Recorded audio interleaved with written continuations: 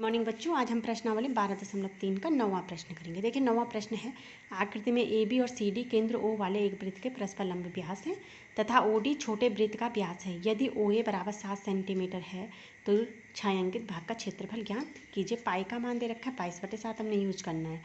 देखिए ओ केंद्र वाला एक वृत्त बना रखा है। इस वृत्त के दो व्यास हैं, जैसे ए बी और सी डी परस्पर लंब हैं, यानी कि एक दूसरे पर 90 डिग्री का कोण बना रहे हैं। और जो OD, अब अगर हम देखें तो OD वृत्त की त्रिज्या है, OB वृत्त की त्रिज्या है, OC वृत्त की त्रिज्या है, OA वृत्त की त्रिज्या है। तो OA दे रखा 7 सेंटीमीटर, यानी कि बड़े वृत्त की त्रिज्या हो गई 7 सेंटीमीटर। और जो बड़े वृत्त की त्रिज्या है वो एक छोटा वृत्त है, उसका व्यास है OD। तो इसका मतलब जो ये छोटा वृत्त है इसकी त्रिज्या कितनी हो जाएगी? 3.5। दूसरा, हमें दे रखा है छायांकित भाग का क्षेत्रफल। देखिए छायांकित भाग का क्षेत्रफल यानी कि ये छोटे वृत्त का क्षेत्रफल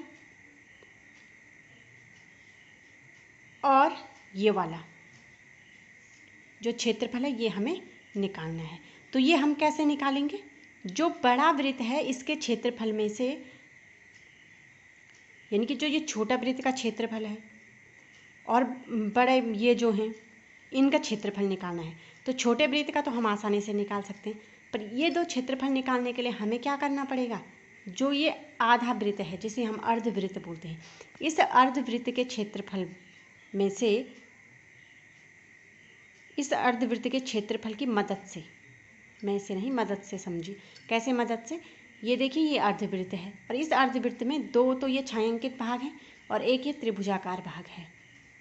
तो अगर हम अर्धवृत्त में से त्रिभुज घटा देंगे तो छायांकित ही तो बच रहा है, और इसको जोड़ के हमारा क्षेत्रफल निकलेगा। तो कैसे निकलेगा देखिए। सबसे पहले छोटे वृत्त की त्रिज्या यानी कि व्यास का आधा 7/2 सेंटीमीटर। छोटे वृत्त का क्षेत्रफल, छोटे वृत्त की त्रिज्या को मैंने R1 माना है तो क्षेत्रफल पाई R1 स्क्वायर 22/7 गुणा के 7/2 गुणा के 7/2। सरल करेंगे तो ये हो जाएगा 77/2 वर्ग सेंटीमीटर। अब देखिए बड़े वृत्त की त्रिज्या R2 7 सेंटीमीटर, ये हमें पहले से पता है। अब हम निकालेंगे अर्धवृत्त। अर्धवृत्त AECFB, इसका क्षेत्रफल निकालेंगे। अर्धवृत्त का क्षेत्रफल मतलब होता है वृत्त का आधा, यानी कि 1/2 पाई R2 स्क्वायर। R2 क्योंकि मैंने इसकी त्रिज्या R2 मानी है। 1/2 पाई 22/7। R कितना है बड़े वृत्त के लिए? 7, तो 7 गुणा 7। तो सरल करेंगे तो 77 वर्ग सेंटीमीटर। अब हमारे पास यहाँ पे है एक त्रिभुज।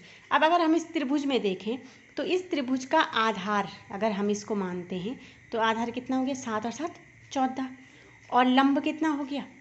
ये ऐसे कर देंगे ना हम इस चित्र को त्रिभुज देखने के लिए, तो ये त्रिभुज दिख रहा है साफ।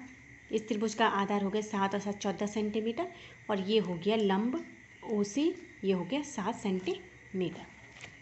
तो त्रिभुज का क्षेत्रफल 1/2 आधार गुणा गया लंब, यानी 1/2 AB गुणा गया OC।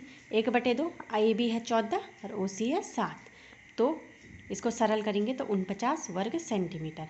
अब हमने निकालना है छायांकित भाग का क्षेत्रफल, जिसके लिए मैंने कहा था छोटे वृत्त का क्षेत्रफल धन अर्धवृत्त AECFB का क्षेत्रफल माइनस त्रिभुज ACB का क्षेत्रफल। अर्धवृत्त में से हमने त्रिभुज का घटाना है, तो ये हो जाएगा 77/2 छोटे वृत्त का क्षेत्रफल था, धन 77 अर्धवृत्त का क्षेत्रफल था, और ऋण 49 ये था त्रिभुज का क्षेत्रफल। इन्हें सरल करेंगे 77/2 धन ये हो जाएगा 28, और इस 77/2 को अगर हम 2 से भाग देते हैं तो ये होता है 38.5, और ये हो जाएगा धन 28, जोड़ेंगे तो ये हो जाएगा 66.5 वर्ग सेंटीमीटर। तो ये आएगा छायांकित भाग का क्षेत्रफल। इस प्रकार से हम इस प्रश्न को हल करेंगे।